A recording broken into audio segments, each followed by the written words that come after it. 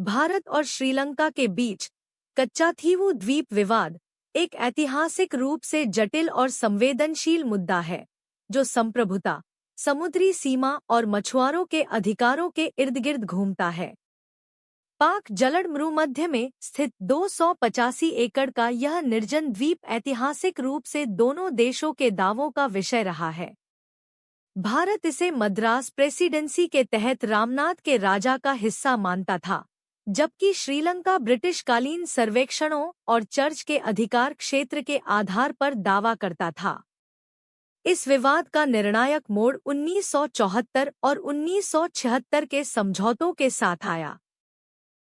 1974 में तत्कालीन प्रधानमंत्री इंदिरा गांधी ने एक समुद्री सीमा समझौते के तहत कच्चाथीवू पर भारतीय संप्रभुता को छोड़ते हुए इसे श्रीलंका को सौंप दिया।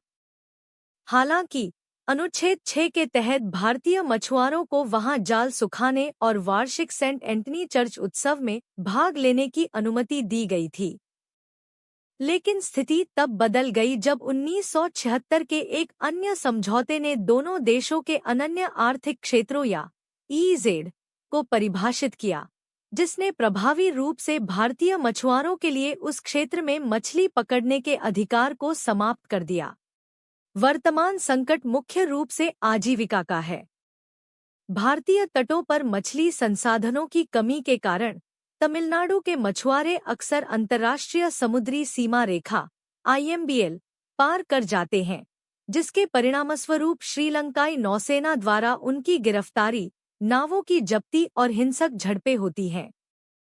तमिलनाडु में यह एक अत्यधिक भावनात्मक राजनीतिक मुद्दा है, जहां राज्य सरकार और दल इसे केंद्र द्वारा किया गया विश्वासघात मानते हैं और द्वीप की वापसी की मांग करते हैं।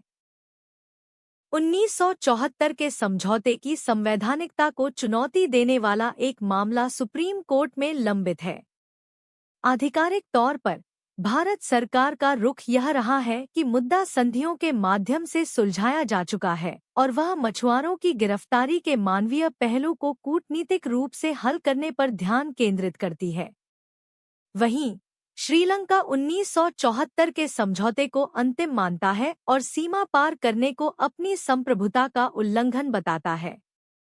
संक्षेप में, यह विवाद कानूनी संधियों और मछुआरों की जमीनी मानवीय आवश्यकताओं के बीच के संघर्ष का परिणाम है।